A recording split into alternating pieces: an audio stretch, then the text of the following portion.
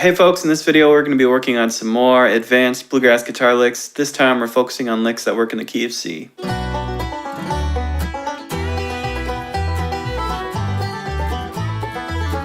I've been thinking about moving on.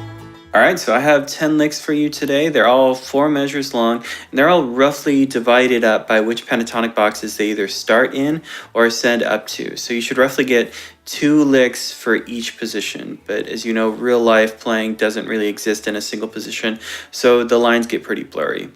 I tried to hit all the hot bluegrass hallmarks like chromaticism, the triplet ornaments, mixing major and minor pentatonics, all of that. But I also included some more progressive stuff in there. I think lick number 7 quotes Trey Hensley, lick number 8 quotes Jimmy Page, and I think everyone will get kind of something that satisfies them. Also, lick number 9 is a lick that I've used with permission from Josh Cruz. So if you haven't already checked out his YouTube channel, please go look at it. He's a great player too, and he probably deserves some more subs. So go ahead, check that out. All right, well, here's the 10 licks with the tab. You can print out the tab for yourself from the link in the description. And if you want the breakdown, you can stick around for later, and I'll talk about each lick separately. Yeah, what do you think about that, Sush?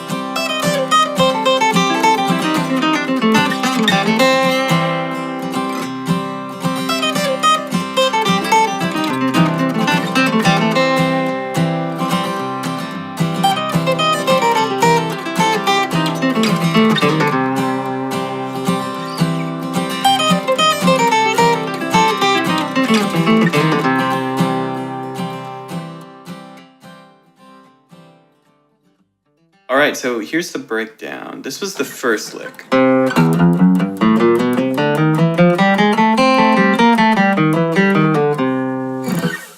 So I really don't have a lot to say about this lick. It's definitely something I borrowed from people like Doc Watson and Norman Blake. When you're playing in the C position, all of these chromatic notes put together, they make a really good tag, and you hear a lot of times these songs end with like...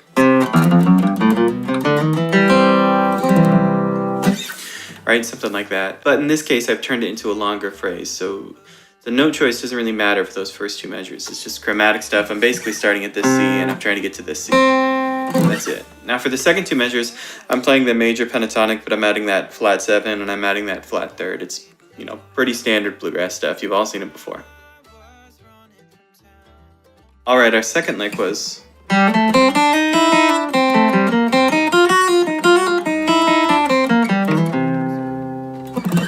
This lick is all about mixing major and minor pentatonic. I think you can kind of hear that. It also does some really common hot bluegrass stuff, right? That triplet ornament is something that you always hear of the D chord. People will do this. Right when they're in the key of G. So I've just moved that into the key of C.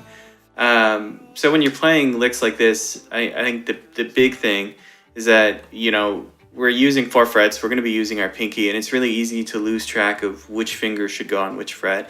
Also, you know, with slides too, and there's a couple in this lick. So it's really important that you use the right finger on the right fret and you practice it that way, because you're going to learn it faster and you're going to remember it better, and you're going to be able to play it faster, right, if you're always making these correct choices. So that's probably what I'd say about that lick if you wanted some specific advice. So here's our third lick.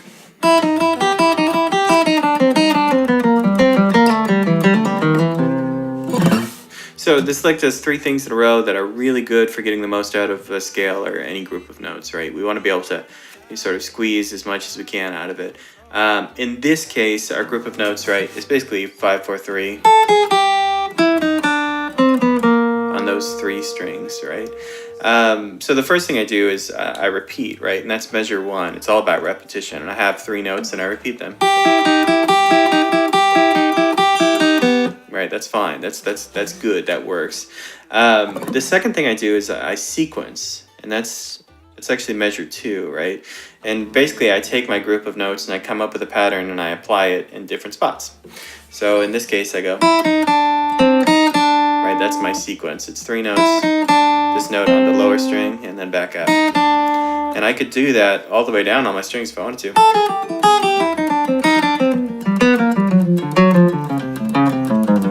That's what a sequence is.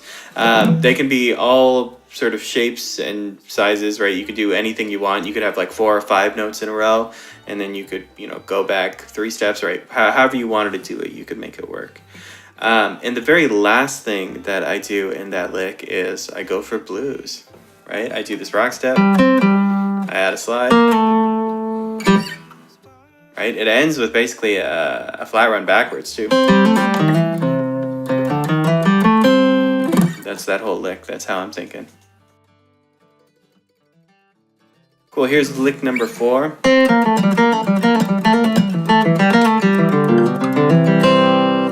Definitely not a whole lot to say about this one. It sounds quite a bit like a lick from the just 10 advanced Bluegrass guitar licks that I released, I don't know, what is that, is that like a year ago now? But yeah, not a lot to say. It's some major, minor pentatonics. Right, it's some repetition in that bluegrassy kind of way, right? The idea evolves a little bit, and I like that.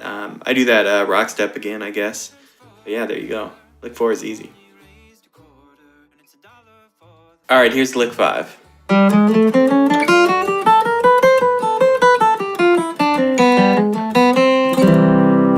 So this lick definitely starts off with some chromatic stuff. We talked about that earlier.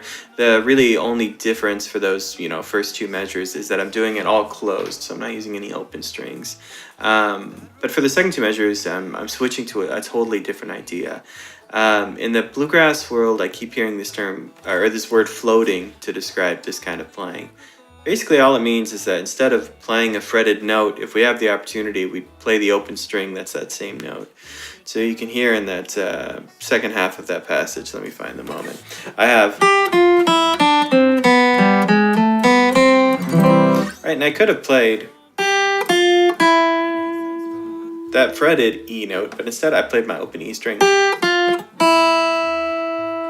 Right, these are all kind of basically, people call them escape notes too, but normally when you play it in like a melodic sense, they'll call it floating.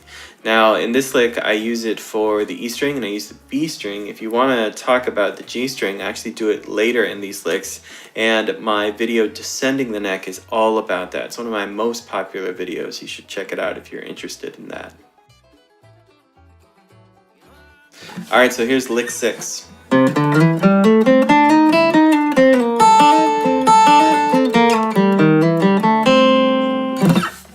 So this lick starts off with what I like to call a Big Dipper shape. I think there's more about that in my Climbing the Neck video. I talk about how to stack Big Dipper shapes to ascend the neck. Now, I definitely saw this this thing that comes up next. It's this playing with the third here. I definitely saw that in a contest arrangement of some sort. It might have been a Jake Workman thing, and I'm sure, you know, tons of people use it in their arrangements. But after that comes this weird stalling triplet thing, right? I think I learned that off someone's Instagram, so this lick is full of things that I don't have the sources for, but that's all right. They're all good licks. And then I end with, you know, basically, you know, the majority of a flat run. Fits together real nice though. It's one of my favorite licks in the out of the whole series. All right, here we go. This is lick 7.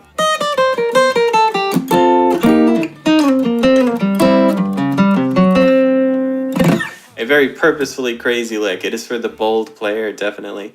So it starts out with a, the first measure, right, is a sequence. Just like we talked about before, I have this set of notes.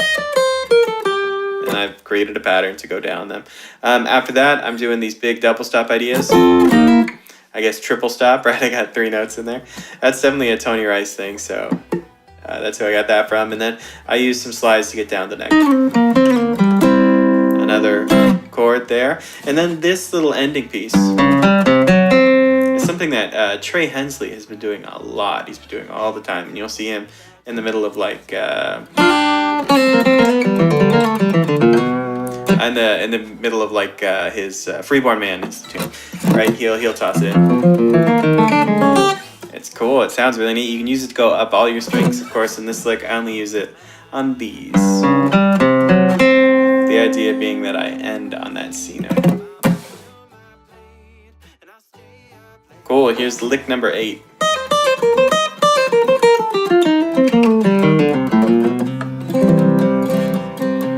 So that lick starts with a Jimmy Page quote. This is a repeater that you can use. So normally that's not how bluegrass licks repeat, right? Normally bluegrass licks repeat and evolve. As we repeat as we repeat something, we add more notes or we add more rhythmic diversity. We tend to not repeat things identically every single time. However, in the more progressive scene or in the more jamgrass scene, we've been seeing a lot more of that. So I thought I would include this because there's definitely players that, you know, people like Billy Strings, I see using these kind of licks a lot more. And I should probably start using them too. After that, I go down some normal pentatonic stuff. I use my G string to get out. I could have gone, but instead I used the open G string. Right? And with that open G string, I'm free to move my hand all the way down the neck. I use some chromatic stuff to get back to C. There's that whole lick. Lick number 9.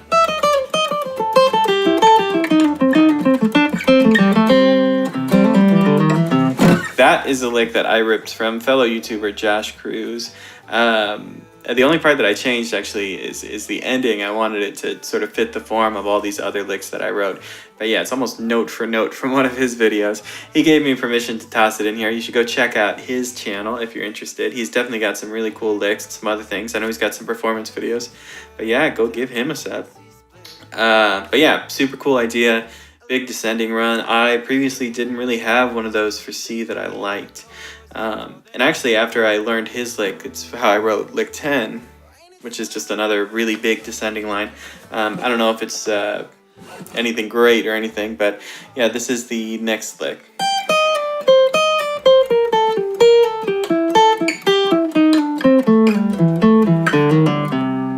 It's a big one.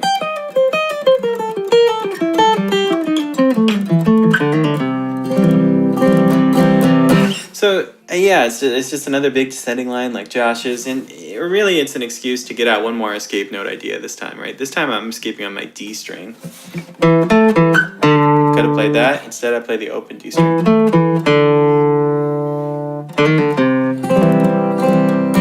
Right, those same escape note ideas. So throughout these 10 licks, you end up, you know, floating or escaping on your E string, your B string, your G string, and your D string. I think that technique is really important to getting these constant 8th notes or constant 16th notes kind of feel, right? You can't, ultimately at some point you're going to end up in a situation where you can't connect to anything else, or you run out of fingers to descend with, or there's not a good note to slide to, or whatever situation. It's really good to know where these notes that you can escape on and move your hand back down are, right? You can also use them to move up too. If you use an escape note, you have an open string, you can move your hand Whether it be higher or lower, it really doesn't matter, but it's definitely essential to get good at bluegrass. Hey, if you like that video, be sure to subscribe. You can also leave a comment below or like this video. You can find me on Instagram, you can find me on Twitter, you can find me on Facebook. You can also check out my website, lessonswithmarcel.com. There you can find tons of free stuff. You can find tabs for sale. You can also sign up for Skype lessons from me if you're interested. Anyway, I guess I'll see you next time.